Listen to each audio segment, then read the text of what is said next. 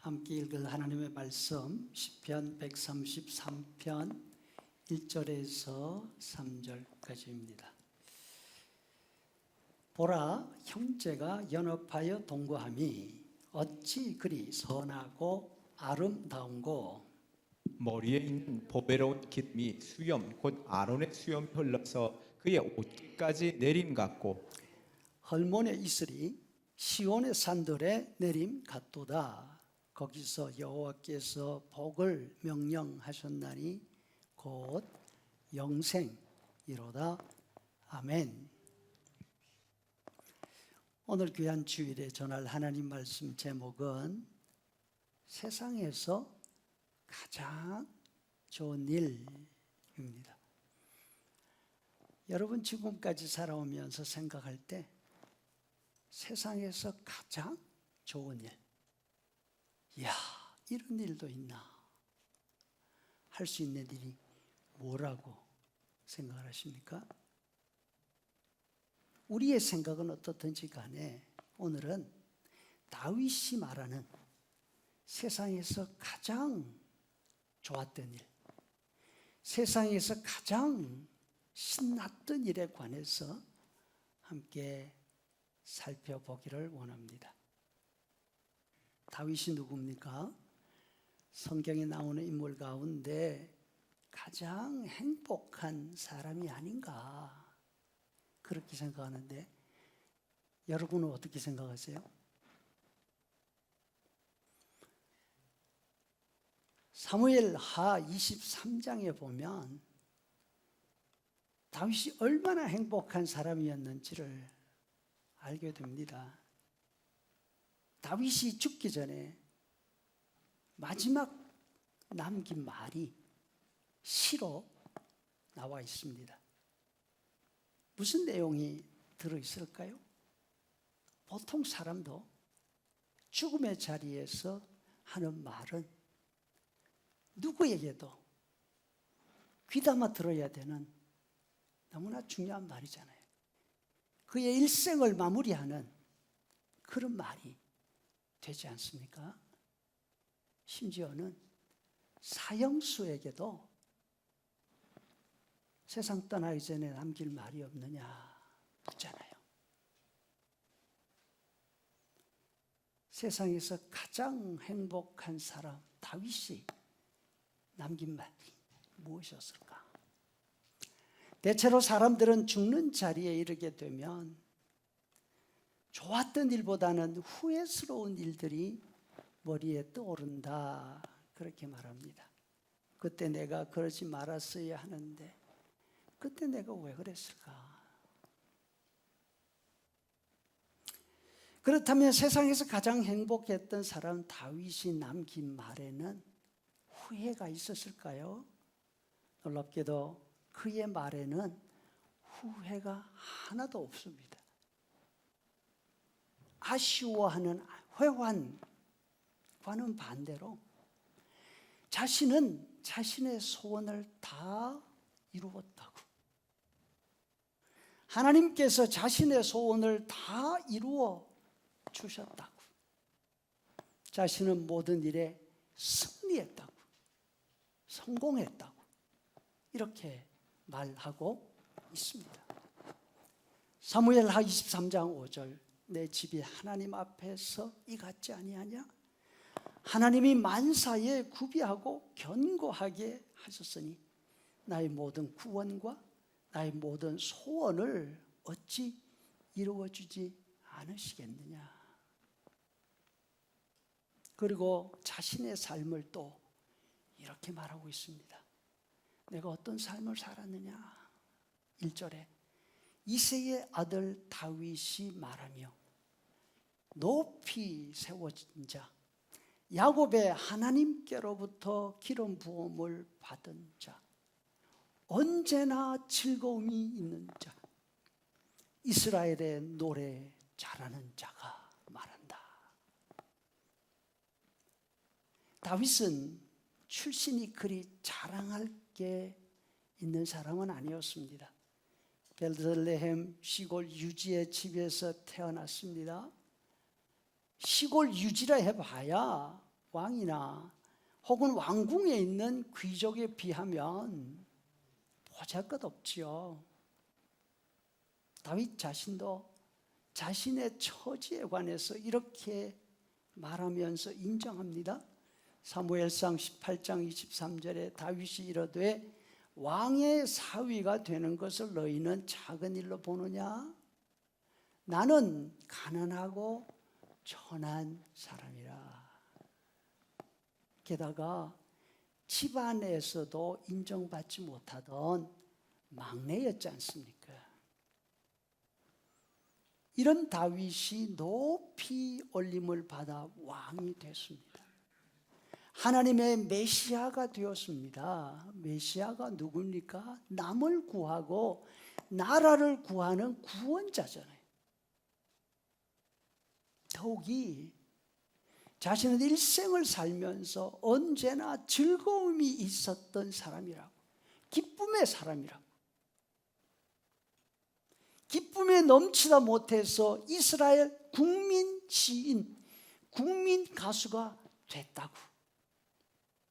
그의 입에는 하나님의 말씀이 있었고 그의 삶에는 톡톡 튀는 생동감이 있었습니다. 돋아오르는 아침 햇빛 같았습니다. 봄철에 우음이 돋아오르는 새풀과 같았다고. 죽음의 자리에서 자신의 일생을 돌아보면서 이렇게 말할 수 있는 사람이 있다면 얼마나 행복한 사람일까? 참 부럽습니다.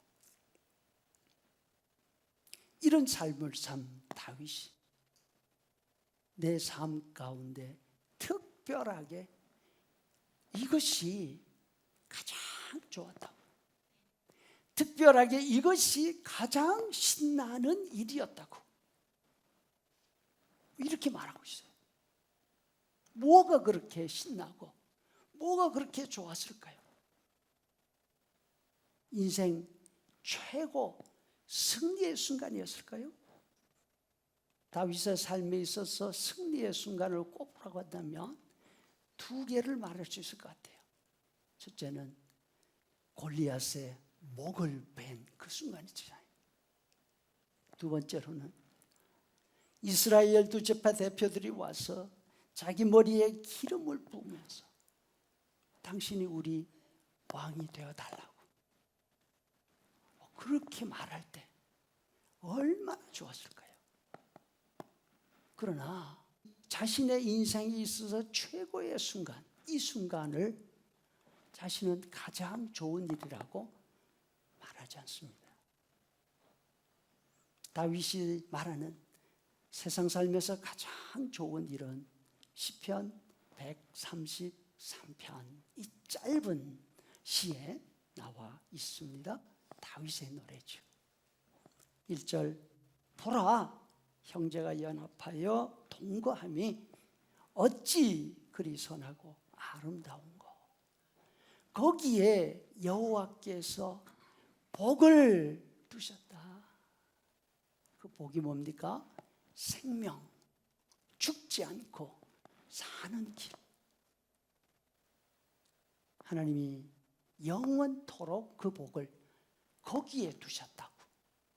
거기가 어디입니까? 오늘 바로 그 내용을 살펴보는 거예요. 다윗은 시를 시작하면서 보라 이렇게 말하잖아요.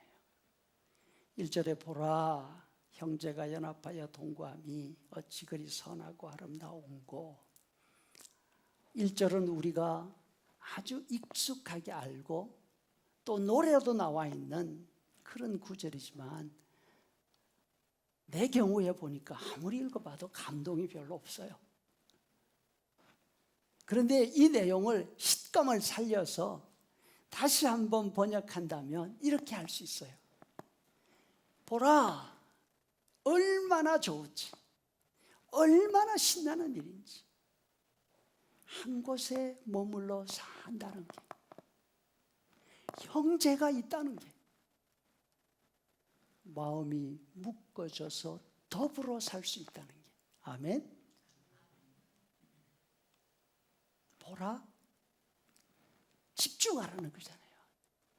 잘 들으라는 거잖아요. 마음에 간직하라는 것이잖아요. 다윗이 뭐가 그렇게 좋은 일이라고요? 세 가지. 한 곳에 머물러서 살 수 있다는 거.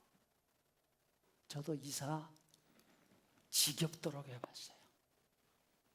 보니까 8개월에 한 번씩 이사 있더라고요.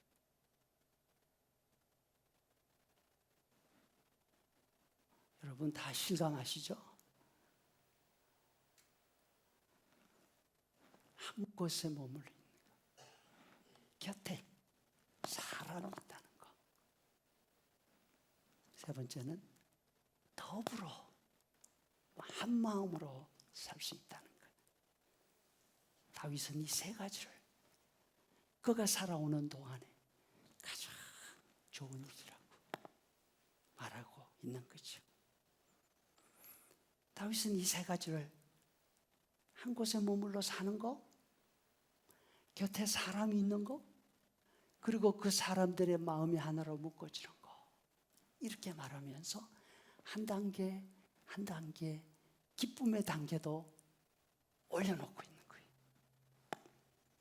보라 얼마나 좋고 즐거운가. 한 곳에 살 수 있다는 것이. 보라 얼마나 좋고 즐거운가. 곁에 사람이 있다는 것이. 보라 얼마나 좋고 즐거운가. 마음이 모아져서 더불어 살 수 있다는 것이. 더 중요한 것은 이 말이 다윗이 잠자다가 곰곰이 생각해 보니까 아 그렇지 이렇게 깨달은 게 아니고 이 세 마디의 말은 다윗의 삶 전체를 묶어놓은 다윗이 자신의 체험을 통해서 깨달은 그런 사실이라는 점이죠. 첫째로 다윗은 한 군데 정착해서 사는 기쁨, 이것이 세상에서 가장 좋은 거라고. 보라 얼마나 좋고 즐거운가. 한 곳에 머물러 사는 것이. 우리말 번역은 동거 이렇게 되어 있죠. 함께 사는 거 이렇게 되어 있는데 이건 사실 그게 아니고 함께 안 살아도 괜찮아요. 더 이상 떠돌아다니지 않고 더 이상 쫓겨다니지 않고 한 곳에만 머물러 살 수 있다면 된다는 것이. 저녁이 되면 돌아갈 집이 있습니까? 크리스마스 시즌이 되면 생각나는 동화가 있잖아요. 성냥팔이 소녀. 성냥팔이 소녀가 가장 부러워하면서 죽어가면서도 꿈꾸던 일이 뭡니까? 집 안에 사는 거였어요. 길거리가 아니라 집 안에 사는 거. 저녁이 되면 돌아갈 집이 있다면 다윗이 바로 이 사실에 감격하고 있는 거예요. 이제 나도 떠돌지 않고 여기에 살 수 있게 되었구나. 사실 다윗은 어려서부터 마음 붙일 집이 없었어요. 집안에서 가족 제사 잔치가 열리고 있지만 자신은 들판에 나가 있습니다. 아버지가 없는 것도 아닙니다. 어머니가 없는 것도 아닙니다. 형제들도 있습니다. 그런데 그의 곁에는 가족들이 아니라 양떼들이 있을 뿐이었습니다. 어린 아이였지만 사자와 곰에게서 자신을 보호해 줄 사람이 없습니다. 오히려 자신이 양떼를 위해서 보호자가 되어야 했습니다. 그런데 골리앗 전쟁 이후로는 그 형편이 더 심해집니다. 왕의 미움을 받아서 도망자가 되었습니다. 광야를 전전하며 삽니다. 사람들의 눈이 무섭습니다. 사람들 눈에 띄었다가는 즉각 보고가 되고 왕이 군사들을 이끌고 자기를 잡으러 옵니다. 한 곳에 머물러 정착해 살 수가 없었습니다. 유다 광야 깊은 곳으로 숨어 들어갑니다. 사람들이 쉽게 접근해 올 수 없는 높은 곳에 동굴을 하나 발견합니다. 거기에 들어가서 사는 거예요. 이제는 이리저리 옮겨 다니지 않아도 돼요. 사람들이 접근하기 힘든 그런 곳이고, 또 너무 높으니까 산 밑에서 무슨 일이 벌어지고 있는지 다 볼 수가 있어요. 누가 자기를 잡으러 온다? 미리 방책 세울 수가 있죠. 이제 여기에 머물러도 되겠구나. 급하게 도망 다니지 않아도 되는구나. 여전히 광야 동굴에서 도망자 신세입니다. 들짐승처럼 살고 있습니다. 하지만 안 옮겨가도 돼요. 그것만 해도 좋습니다. 얼마나 좋은가, 얼마나 즐거운가. 둘째로 다윗은 곁에 사람이 있다는 기쁨, 그것을 세상에서 가장 좋은 것이라고. 보라 얼마나 좋고 즐거운가, 형제가 있다는 것이. 혼자였던 다윗에게 곁에 사람이 생겼습니다. 다윗이 한 곳에 정착해 있다는 소식이 밖으로 전해집니다. 가장 먼저 다윗에게로 온 사람들이 누구입니까? 사무엘상 22장 1절에 다윗이 아둘람 굴로 도망하며 그의 형제와 아비의 온 집이 거리로 내려가서 그에게 이르렀더라. 돌이켜보면 이 사람들 그리 반가운 사람들 아니잖아요. 자신을 집에서조차 따돌리던 사람들이에요. 전쟁터에서는 자신을 무시하고 건방진 놈이라고 비난하던 형들이에요. 하지만 다윗은 이들조차도 반갑고 고마워요. 왜? 밤중에 집에서 자다가 성벽 타고 도망쳐야 했잖아요. 그 밤에 산길을 걸어서 이리저리 헤매야 했잖아요. 가는 곳마다 사울의 사람들을 만납니다. 사람 만나는 것이 두렵습니다. 그래서 이제 아무도 없는 사막에 높은 동굴까지 와 있는 거잖아요. 그런데 더 이상 피하지 않아도 되는 사람들이 있는 거예요. 곁에 사람이 있어요. 자신을 추적하던 왕의 군사도 아니고 자신을 보고서 고발할 사람도 아니었습니다. 누구였습니까? 가족이었어요. 가족들이 온 후로 400명이나 되는 사람들이 더 왔습니다. 이제는 혼자가 아니었습니다. 혼자라는 두려움, 혼자 있는 외로움에서 벗어날 수 있었습니다. 어떤 사람이라도 괜찮다. 나를 해치지만 않는 사람이라면 누구라도 내 옆에 있는 것이 얼마나 좋고 얼마나 신나는 일인가. 누구만 누릴 수 있는 행복입니까? 외로워 본 사람.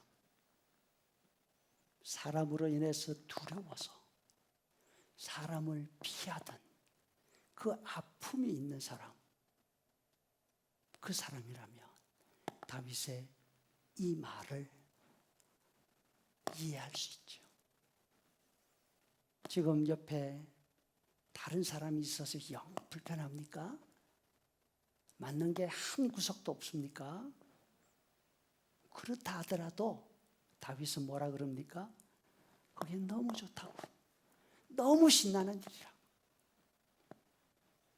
셋째로 다윗은 그렇게 함께 있는 사람들이 더불어 마음을 나눌 수 있는 관계가 된다는 기쁨.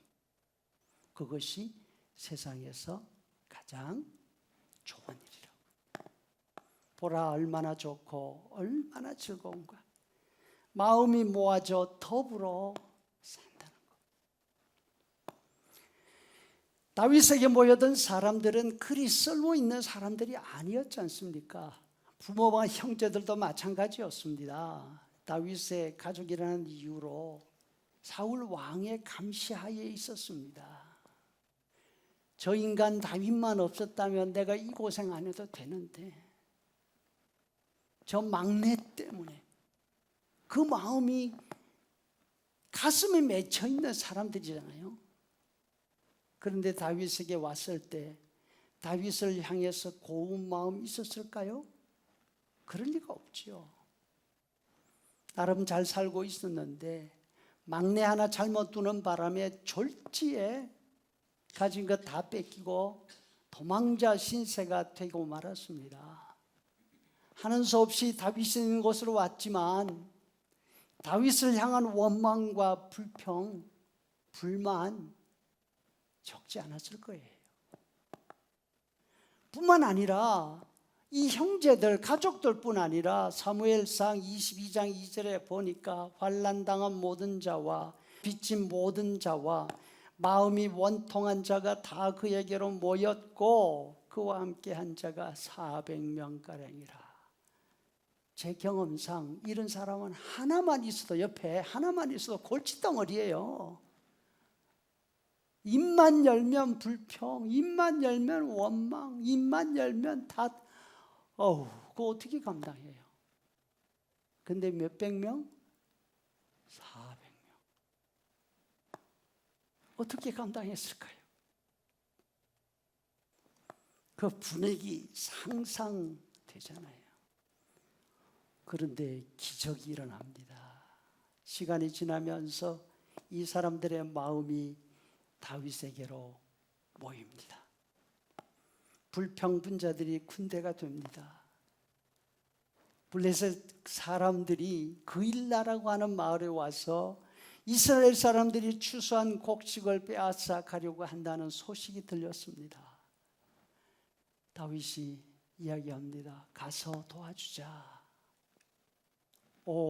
그런데 이 입만 열면 불평하던 이 사람들이 한마디 불평도 없이 다 다윗을 따라서 나섭니다. 할렐루야. 별로 놀라지 않네요. 참. 다윗의 말에 따라 위험을 무릅쓰고 그 일로 따라오지 않습니까? 블레셋 사람들과 싸워서 그 일날을 구해냈습니다. 다윗과 함께한 사람들이 드디어 더불어 함께 할 수 있는 공동체가 됐습니다. 공동체에서 군대로 변했습니다. 자신들의 목숨이나 이익이 아니라 다른 사람을 위해서 목숨을 걸고 싸워줄 수 있는 기가 막힌 군대가 됐습니다. 그 모습을 보는 다윗이 어떻게 좋지 않을 수가 있겠습니까? 어떻게 신나지 않을 수가 있겠습니까? 다윗은 고난과 역경을 통해서 자신이 가장 힘들었던 13년간의 삶을 통해서 세상에서 가장 좋은 일이 무엇인지, 세상에서 가장 신나는 일이 뭔지, 세상에서 자기가 누리고 있는 복이 뭔지를 알게 된 것입니다. 떠돌이 생활에서 정착하게 되었을 때, 이제는 살 것 같다. 두려움과 외로움 속에서 혼자 있을 때 사람들이 왔습니다. 죽이려고 온 것이 아니라 곁에 있어도 위협이 되지 않는 사람들이 왔습니다. 원망이 가득 차 있는 가족들이라도, 세상을 향한 분노로 가득 차 있는 문제 많은 사람들일지라도 혼자 있는 것보다는 훨씬 좋은 거죠. 곁에 사람이 있다는 사실, 그것이 얼마나 좋은지를 알게 된 거죠. 그런데 그 사람이 자신과 함께 있는 동안에 바뀝니다. 변화가 됩니다. 그 원망 불평 많던 형제의 자식들은 자신을 돕는 지도자들이 됩니다. 불평밖에 모르던 사람들이 칼과 창을 들고 다윗을 위해서 싸우는 군사들이 됐습니다. 그들 가운데 3명의 용사, 30명의 용사, 300명의 용사들이 나왔습니다. 자신이 세울 나라의 기둥이 됐습니다. 다윗 속에 터져 나오는 감탄이 있습니다. 이제 살 것 같구나. 단순한 행복이 아니라 다윗은 사는 길을 터득했습니다. 한 곳에 정착해 살고 곁에 사람이 있고 마음이 묶어져서 하나가 되는 이것이 바로 생명이었던 것입니다. 다윗은 이 감격 가운데 2가지를 생각합니다. 이거가 이런 거구나. 첫 번째가 아론의 대제사장 임직식 때의 감격입니다. 2절에 머리에 있는 보배로운 기름이 수염 곧 아론의 수염에 흘러서 그 옷깃까지 내림과 같다. 대제사장 임직식 때 모세가 아론의 머리에 기름을 붓잖아요.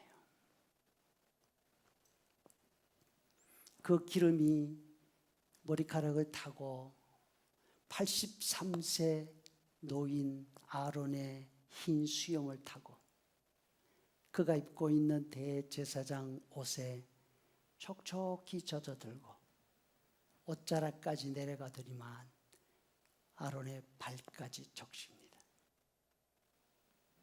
이게 뭐 그렇게 대단하냐? 들어보세요.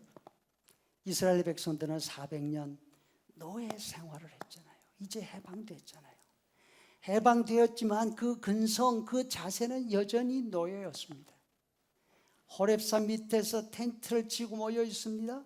하나님께서 모세를 호렙산 꼭대기로 부르십니다. 노예 덩어리 그들에게 하나님의 법을 주셨어요. 하나님을 만날 수 있는 성막 모형을 보여주셨습니다.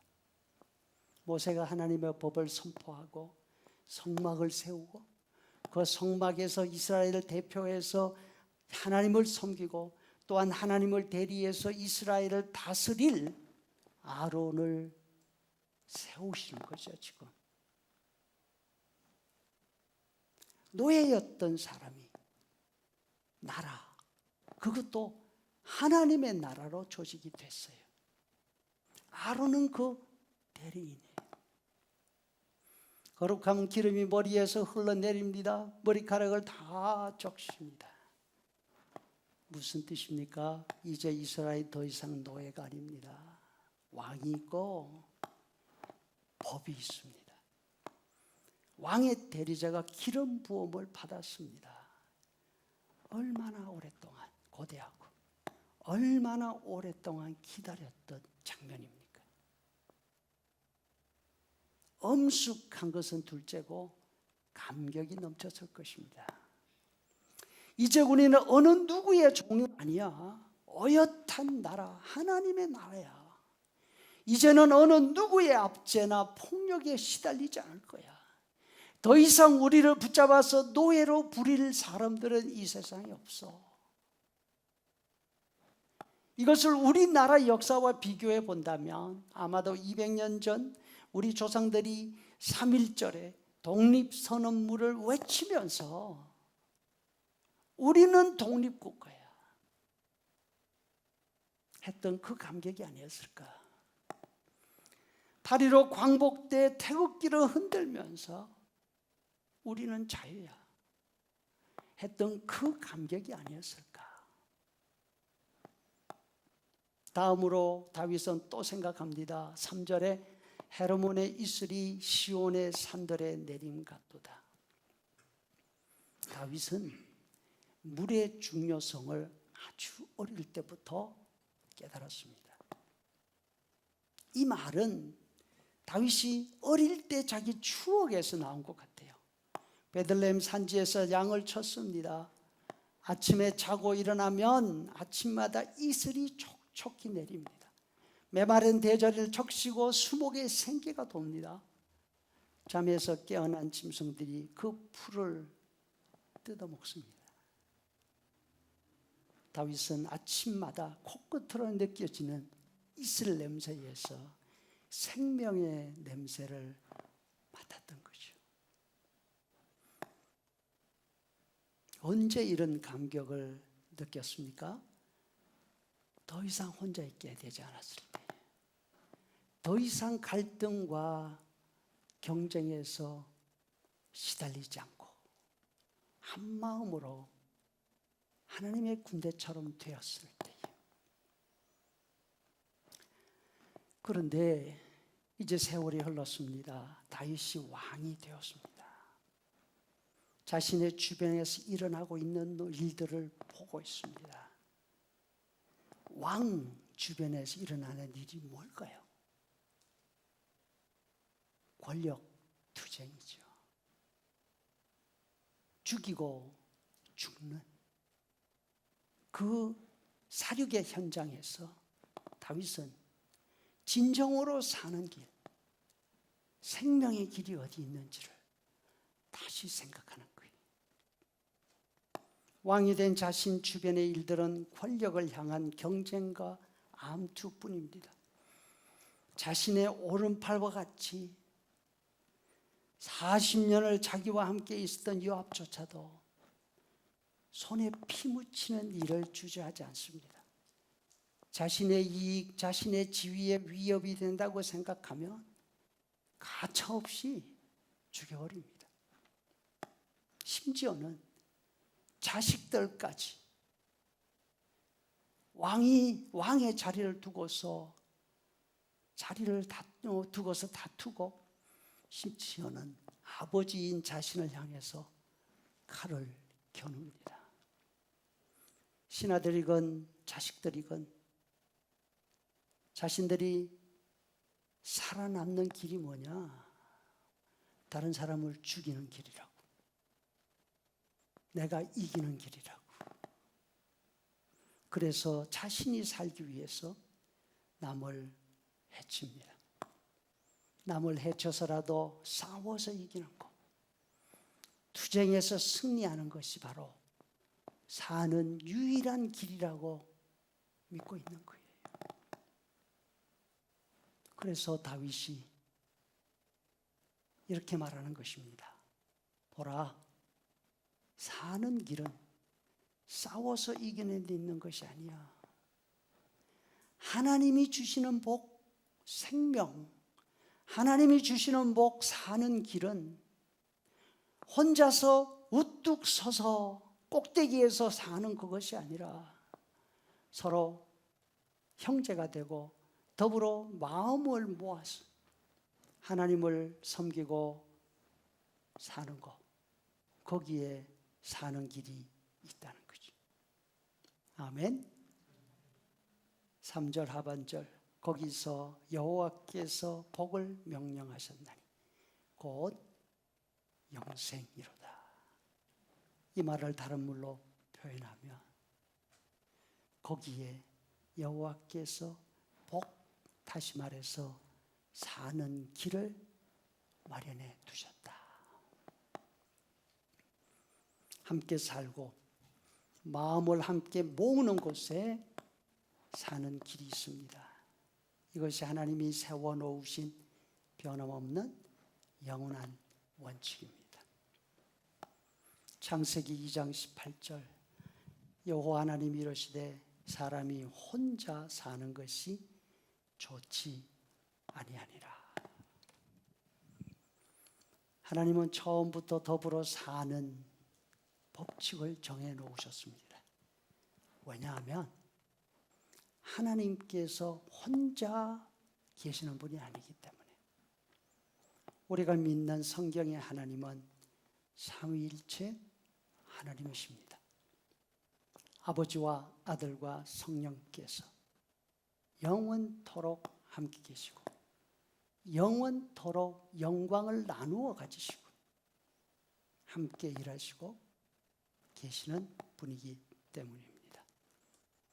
또 그 영원하신 하나님께서 우리와 함께 하시기 위해서 이 땅에 오셨지 않습니까? 요한복음 1장 14절 말씀이 육신이 되어 우리 가운데 거하심에 우리가 그의 영광을 보니 아버지의 독생자의 영광이요 은혜와 진리가 충만하더라. 하나님의 영광이 어디 있다고요?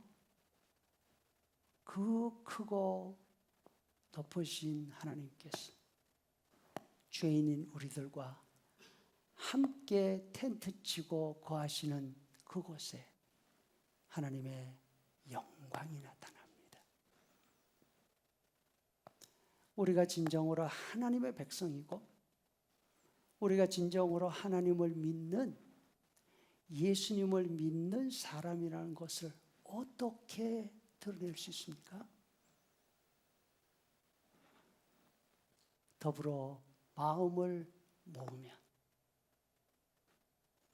나를 위해서 내 이익을 위해서 죽이고 죽는 데 들어가지 않고 더불어 함께하면서 마음을 모으면 거기에 예수 믿는 사람들의 아름다움이 나타나고 거기에 하나님이 영광이 나타나는 줄로 믿습니다. 영원히 우리와 함께 사시기 위해서 우리를 하나님의 아들과 하나님의 딸로 삼아 주셨습니다. 하나님을 믿는 신자들에게 하나님이 주시는 복, 사는 길은 이기는 데 있지 않습니다. 하나님은 더불어 사는 길을 우리에게 알려주시기 위해서 그래서 이 땅에 사는 동안에 더불어 사는 하나님의 삶을 연습해보라고 우리에게 두 가지를 선물로 주셨는데 하나는 가정이고 하나는 교회입니다. 그래서 우리는 여기 이 땅에 사는 동안에 더불어 함께 있는 이것이 복이라는 하나님의 말씀을 진리로 믿고 이 땅에 사는 동안 하나님의 말씀을 따라 더불어 사는 훈련을 해야 합니다. 그렇지 않으면 나중에 천국 가서 천국 적응하기가 너무 힘들 거예요. 나중에 천국 가서 천국 기준에 맞추어 살려면 얼마나 힘들까 걱정이 돼요.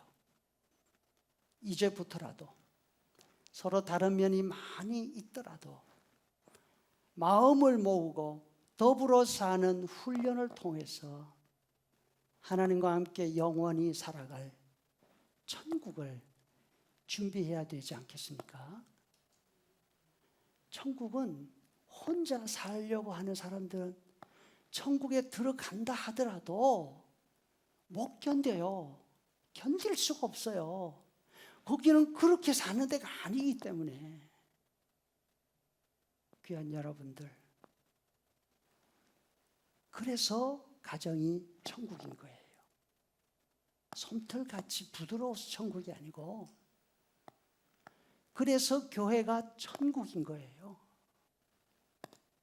정말로 기가 막히게 좋은 사람들만 모여서 그런 것이 아니라 천국을 연습할 수 있는 곳, 천국에 살기 위해서 훈련하는 곳, 그것이 하나님이 주신 가정과 교회인 줄로 믿으시고 다윗의 이 세상에서 가장 좋은 일, 이것을 교회에서 연습하시고 가정에서 연습하시고 세상에서 가장 행복했던 다윗의 고백, 그것이 천국 가기 이전에 우리의 고백이 될 수 있기를 간절히 바랍니다. 아멘.